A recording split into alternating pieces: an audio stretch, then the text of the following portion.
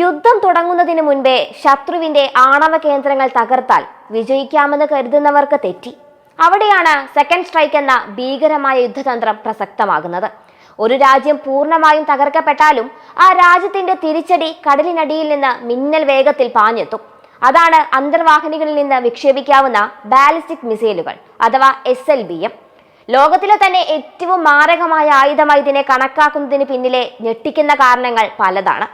ഒരു രാജ്യം ആദ്യ ആക്രമണത്തിൽ തകർന്നു പോയാലും സമുദ്രത്തിന്റെ ആഴങ്ങളിൽ ഒളിച്ചിരിക്കുന്ന അന്തർവാഹിനികൾ സുരക്ഷിതമായിരിക്കും. ഇവ വിക്ഷേപിക്കുന്ന മിസൈലുകൾ ശത്രുവിനെ ഭൂമുഖത്തു നിന്ന് തുടച്ചു നീക്കാൻ പര്യാപ്തമാണ്. ഈ യുദ്ധത്തിൽ വിജയിക്കില്ലെന്ന് ഉറപ്പുള്ളതുകൊണ്ട് തന്നെ ആരും അത്ര പെട്ടെന്നൊന്നും ഈ ആയുധം ഉപയോഗിക്കില്ല. ഈ മിസൈലുകളുടെ സാന്നിധ്യം ഒരു പരിധിവരെ ആണവ യുദ്ധങ്ങൾ തടയാൻ സഹായിക്കുന്നു എന്നുള്ളതാണ് വസ്തുത. ആധുനിക അന്തർവാഹിനികൾ അങ്ങേയറ്റം നിശബ്ദമാണ്. അനക്കോയിക് ടൈലുകളും അൾട്രാ ക്വൈറ്റ് എഞ്ചിനുകളും ഉപയോഗിക്കുന്നതിനാൽ കടലിലെ ശബ്ദ തരംഗങ്ങൾക്കിടയിൽ ഇവയെ കണ്ടെത്തുക പ്രായോഗികമായി അസാധ്യമാണ്. ശബ്ദം പുറത്തുവിടാത്ത ഈ സ്റ്റെൽത്ത് സാങ്കേതിക വിദ്യ അന്തർവാഹിനികളെ അജയ്യരാക്കുന്നു.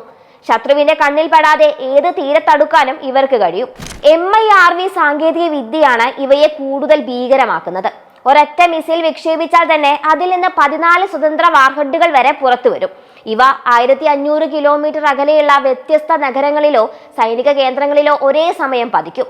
ട്രൈഡന്റ് മിസൈലുകൾ ഇത്തരത്തിൽ 100 കണക്കിന് ലക്ഷ്യങ്ങളെ നിമിഷങ്ങൾക്കുള്ളിൽ ചാരമാക്കാൻ ശേഷിയുള്ളവയാണ്. കരയിൽ നിന്ന് വിക്ഷേപിക്കുന്ന മിസൈലുകൾ ലക്ഷ്യസ്ഥാനത്ത് എത്താൻ 30 മിനിറ്റ് വരെ എടുത്തേക്കാം. എന്നാൽ അന്തർവാഹിനികൾ ശത്രുരാജ്യത്തിന്റെ തീരത്തിനടുത്ത് ഒളിച്ചിരുന്ന് ആക്രമിക്കുന്നതിനാൽ വെറും 10 മുതൽ 14 മിനിറ്റിനുള്ളിൽ തന്നെ പ്രഹരമേൽപ്പിക്കും. ഇത്രയും കുറഞ്ഞ സമയത്തിനുള്ളിൽ തന്നെ പ്രതിരോധ നടപടികൾ സ്വീകരിക്കുക എന്നത് ശത്രുവിന് അസാധ്യമാണ്. കടലിനടിയിലെ ഈ രഹസ്യ ആയുധങ്ങൾ തന്നെയാണ് ലോകരാജ്യങ്ങളുടെ ഏറ്റവും വലിയ സുരക്ഷാ കവചവും ഒപ്പം ഏറ്റവും വലിയ പേടി സ്വപ്നവും. ശത്രുവിന്റെ ഏത് ആദ്യ പ്രഹരത്തെയും അതിജീവിച്ച് തിരിച്ചടിക്കാനുള്ള ഈ കഴിവ് ആഗോള സൈനിക തുലനാവസ്ഥ നിലനിർത്തുന്നതിൽ നിർണായക പങ്ക് വഹിക്കുന്നുണ്ട്. അദൃശ്യമായ ഈ വേട്ടക്കാർ ആഴക്കടലിൽ ഉണർന്നിരിക്കുന്നിടത്തോളം കാലം ഒരു രാജ്യവും മറ്റൊരു രാജ്യത്തെ ആക്രമിക്കാൻ മുതിരില്ല എന്നതാണ് വസ്തുത.